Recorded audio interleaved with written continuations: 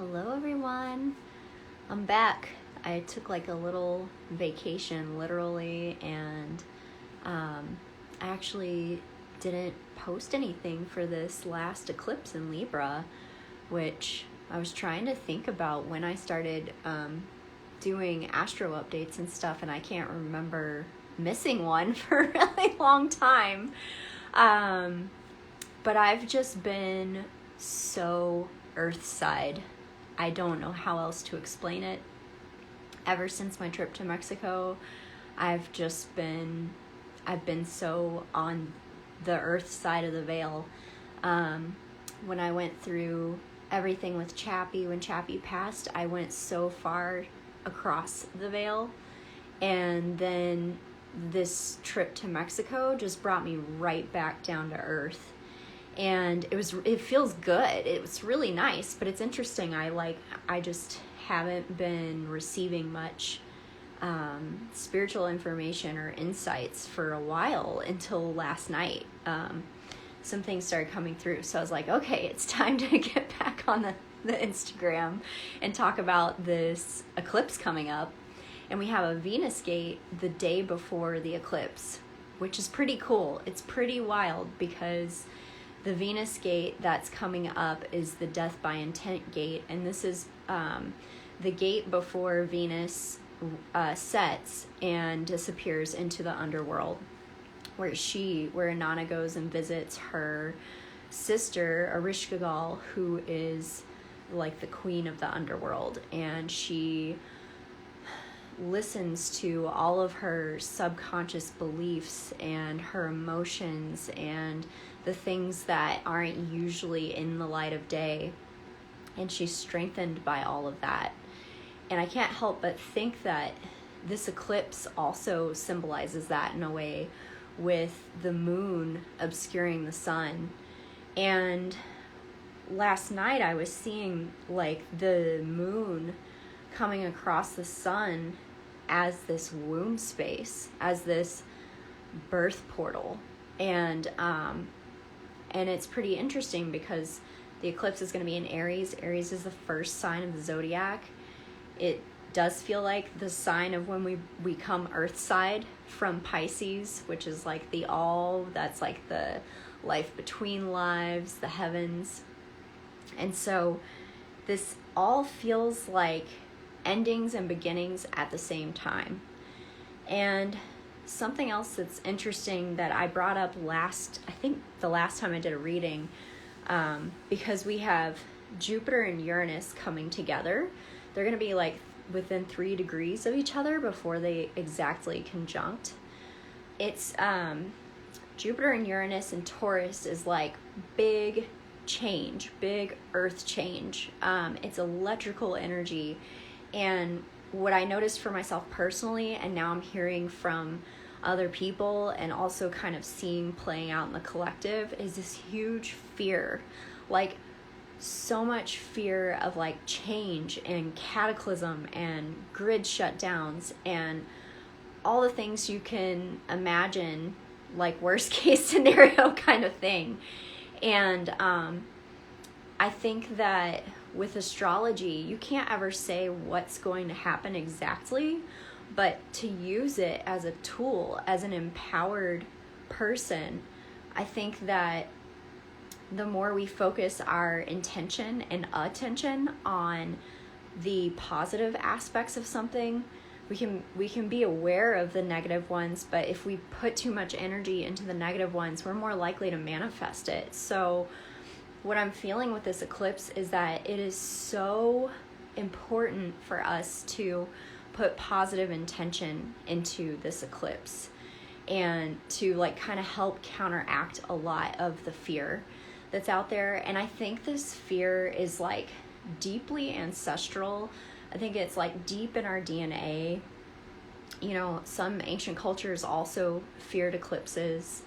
And I think it's a reflection of how we've departed from our feminine side, because that eclipse moment is the darkness. I saw that eclipse as like this womb space, this cosmic womb. And because we've become a culture that's so afraid of death and darkness and our inner worlds, of course we would fear that, you know?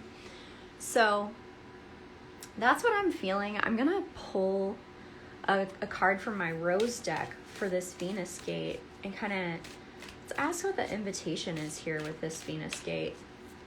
The last one I have to say was a doozy for me, like the root chakra.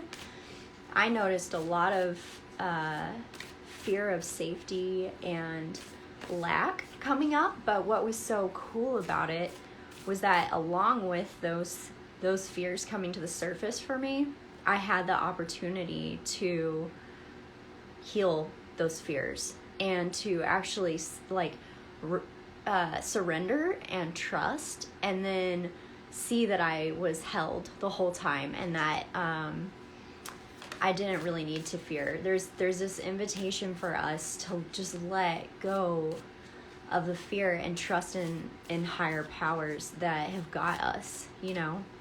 Okay, so what is the invitation with this upcoming Venus gate?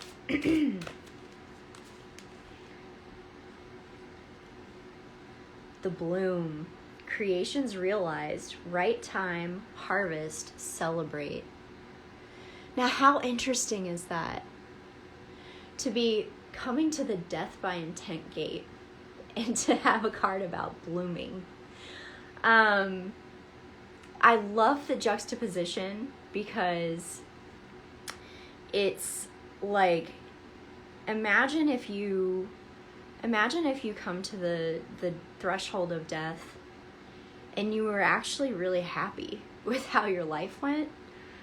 And you could look back and you could see all of the amazing memories and the things that you accomplished that your soul wanted you to, you know, something like that. I'm getting this feeling of like really reflecting on how far we've come. And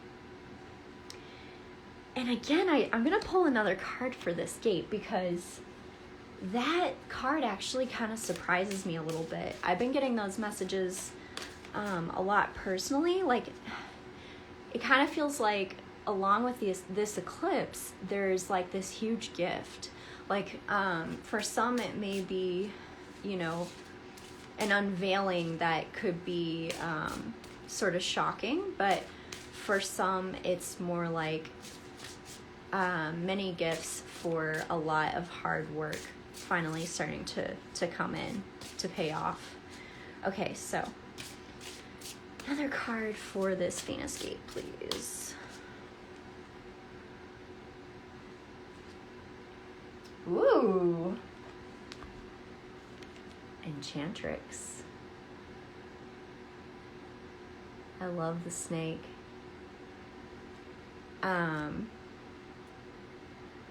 And this reminds me of, I think, we must have said it too. He said something about the Ouroboros. Yeah, the snake reminds me of the Ouroboros. And I think that there's something with the eclipse about the snake eating the sun. Yeah, the snake that eats its tail. But this Enchantrix, this is like major womb energy. Like orange, sacral power. 26. I'm just hearing like a reclamation of the creative power. A reclamation of our womb space, even if you're a man too, just that creative space, the sacral chakra. We need to reclaim our creative power so that we don't have it hijacked by fear and these other agendas that are going on in the world. Okay, I'm going to read what this card says. I am the ecstatic alchemist. I am the enchantrix. I am the full-bodied orgasmic flow of your power in every cell of your being. I am Eros in her most unbridled form. I have ignited from the darkness to the light. I meld worlds together through my senses and my deep inner sight. I dance between the light and the dark and am ecstatic from all the alchemy this brings to me. I live in a world of contrast and opposition, embracing it all within my body, creating from it the fire opal jewel of my awakened sensual state. I am the divine intoxication of all the senses. I revel in the full-blooded kiss on the mouth of life. I am the passion of the alchemist, ecstatically embodied in all of her desires, coming through her in ripened delight. I am overflowing ambrosia and nectar, unbridled passion for life itself. I am the power of volcanoes and molten lava, the ocean swelling and crashing, or gently lapping and kissing the shoreline. I am the sun rising in all of her glory, and the beauty of the pearlescent Luna moon, dripping crystalline diamonds into a dark ocean. I am poetry searching within you to find the deepest place of feeling. I create art from all that is rent asunder in pain, separation, or loss. I am lead and I am gold. I am an alchemist, an enchantrix. Wow. That is so perfect for this eclipse. And what I'm talking about here too. The other thing that's been coming through, I love how this card speaks about alchemy and the lead and the gold. When I see the eclipse, it's like that moon moving in front of the sun is like the lead obstructing the gold for a minute, but then it passes by and we're back to the gold again. It's like this moment of minutes of alchemy, alchemy just happening like that quickly. And embracing the darkness, turning the darkness into light. Something that's been coming up for me is like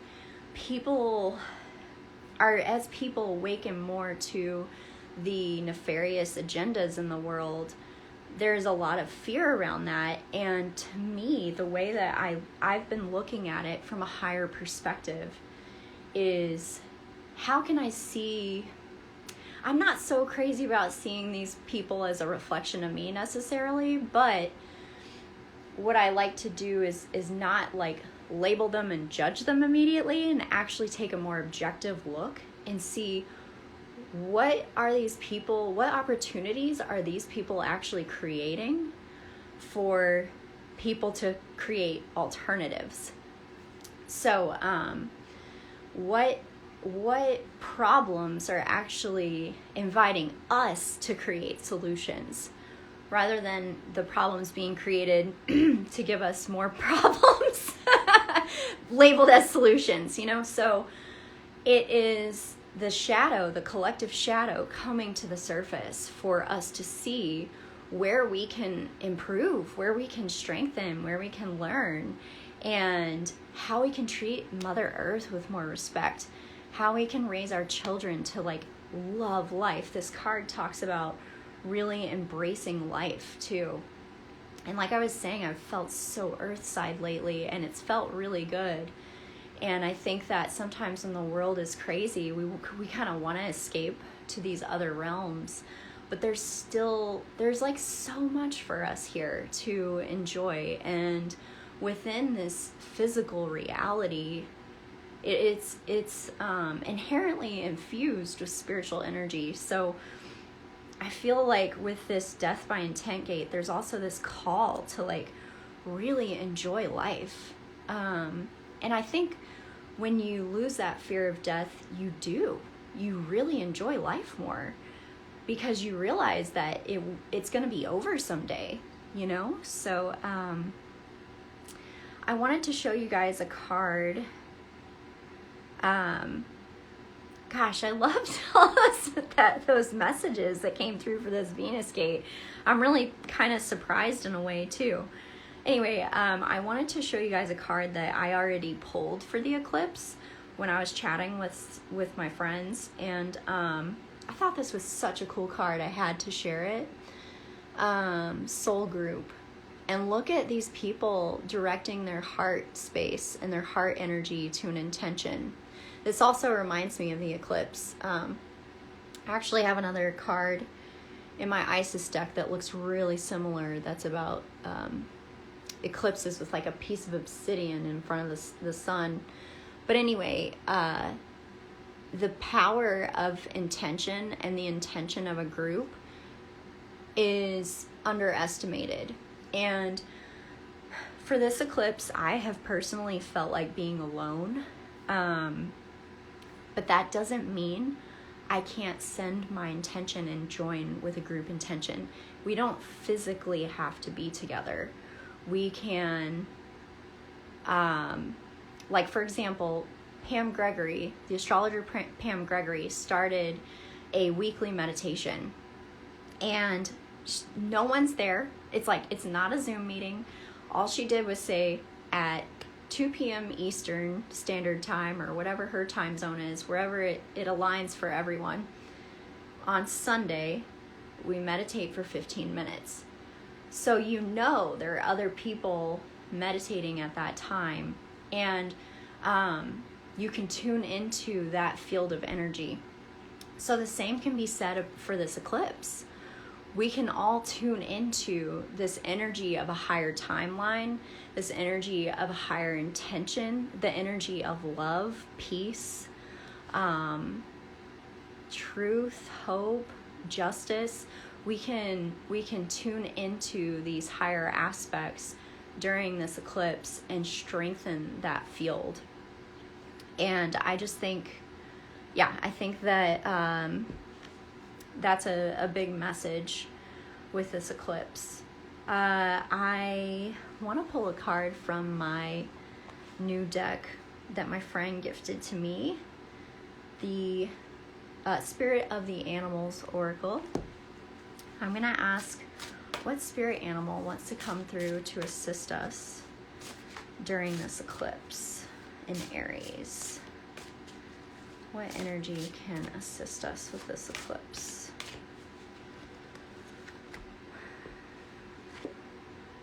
Ooh, Swan Grace.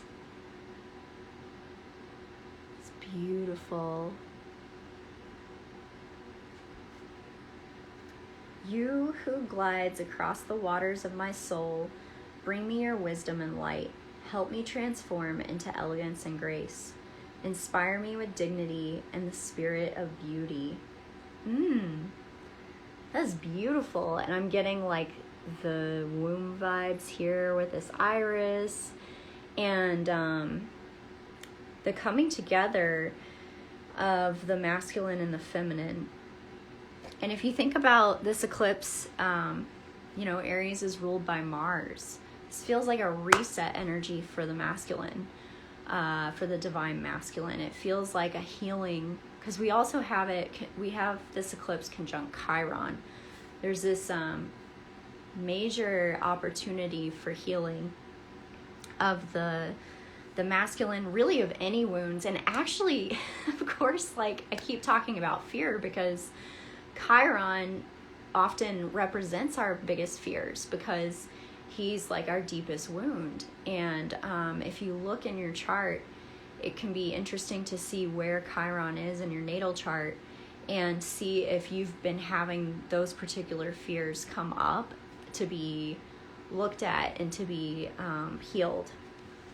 I'm going to pull another card from my Sacred Destiny Oracle, and I feel like asking about the Saturn and Jupiter energy. I want to see, what are Saturn and Jupiter inviting us to experience?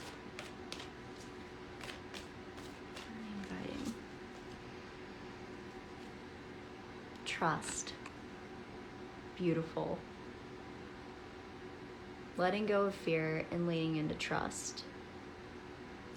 And I love the moon. I feel like the goddess energy again. And you can even see it, it's interesting how the darkness is it's a crescent moon, but I almost see this as the eclipse too. Like as the moon moves across the sun there. And I just kind of had this vision of like just being outside while this eclipse happens and crosses over, and just being in darkness but in total peace. It's sort of similar to this death by intent gate. just embracing it, trusting the process, trusting the cycle of life. And I was asking about Jupiter and Uranus and Taurus, and I think that we're being asked to trust Mother Nature, to trust Gaia in her processes. You know, I want to ask more. I want to ask for a message from Gaia about what she's going through, because there's so much shifting. You know, our consciousness is shifting, and this is related to Mother Earth. Love it. Protection. You are protected. She's like the oak. She's so sturdy. She can withstand anything, and so can we. I mean, ultimately, we're eternal beings. And I just keep the message to let go of the fear is so strong. And for that reason, I got my Kali Oracle deck out, because she's so good for big changes, helping us understand our fears, dig deeper into those. Ooh, hello. Whoa.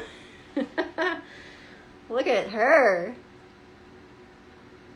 Oh yeah. Trauma Nagmo, card 6. What does she have in that bowl? It looks like hearts. Wow. Okay, let's see what this card says.